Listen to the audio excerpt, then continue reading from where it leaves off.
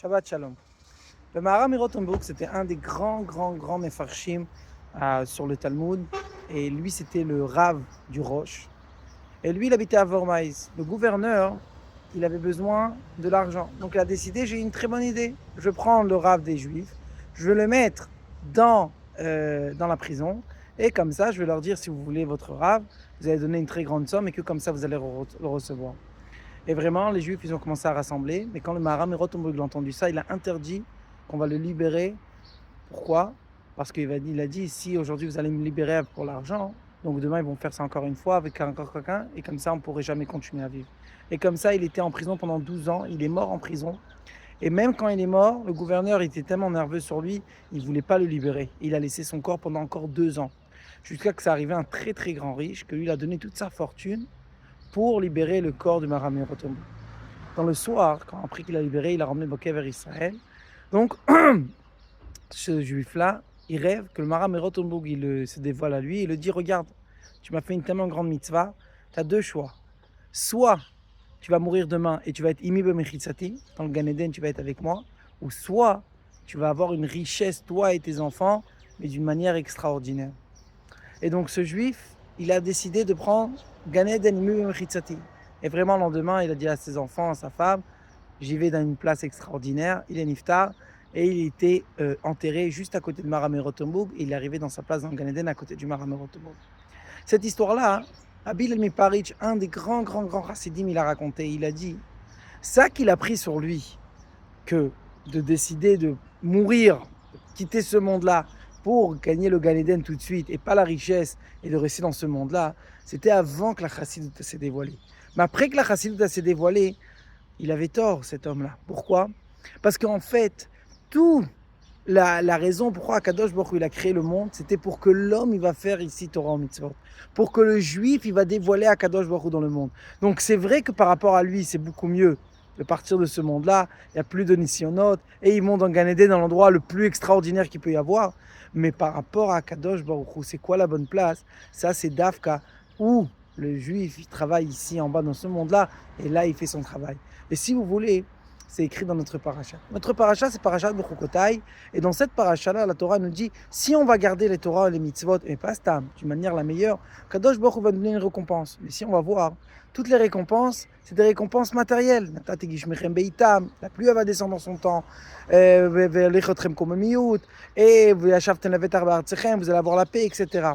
Donc la Chassidut, elle explique. C'est vrai que si on regarde par rapport à l'homme, c'est quoi la meilleure récompense? Il n'y a plus de Nisyonot, ils montent dans le Gan Eden et c'est terminé.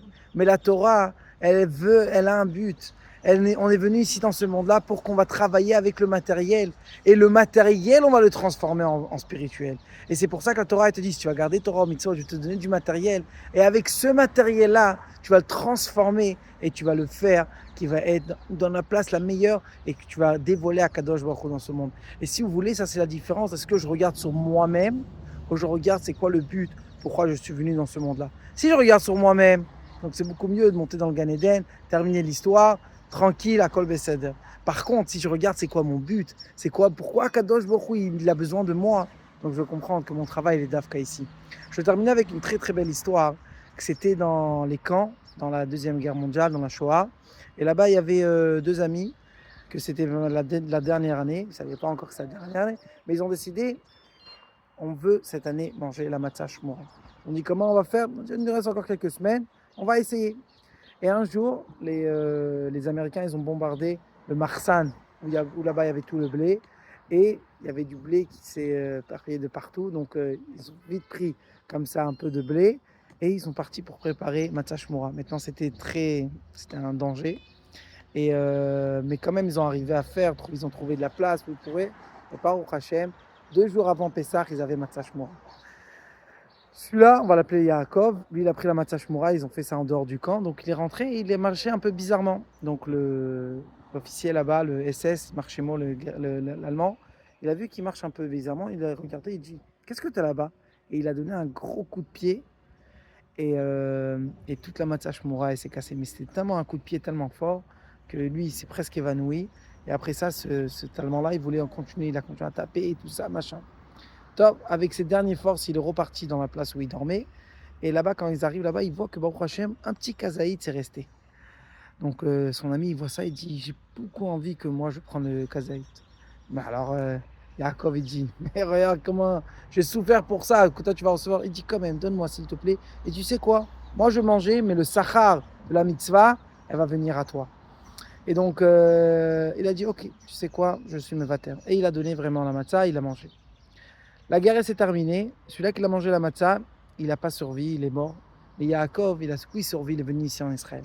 33 ans plus tard, il arrive chez l'Admour Mimachnovka, c'est un grand Admour, et il dit, j'ai rêvé cette nuit-là, après 33 ans, que mon copain il me dit, c'est vrai que je suis dans le monde futur, à Rougé Malchut, je suis mort à cause que j'étais juif, mais j'ai pas de menoucha parce que ce sachar-là que je t'ai donné, donc s'il te plaît, donne-le-moi. J'arrive pas à arriver dans ma bonne place parce que ici je vois c'est quoi l'importance de chaque mitzvah qu'on fait. Et donc ce juif-là, il est venu chez l'Admour Machnov quand il a dit qu'est-ce que je fais? Est-ce que je suis mevater sur une tellement grande mitzvah que je vais tellement souffrir? Ou sinon, je dis non. Alors l'Admour il a dit regarde, lui il est dans l'âme à émettre, il peut plus refaire des mitzvot. Donne-le. Toi, tu avais encore tellement beaucoup d'années de refaire des mitzvot, de manger la matzah et de tout faire comme il faut.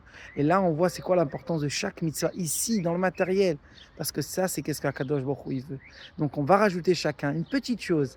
Et comme ça, on va mériter avec toutes ces brachot-là et la bracha venatati shalom baaretz, la paix en Israël avec Mashiach Tzidkenu. Shabbat shalom.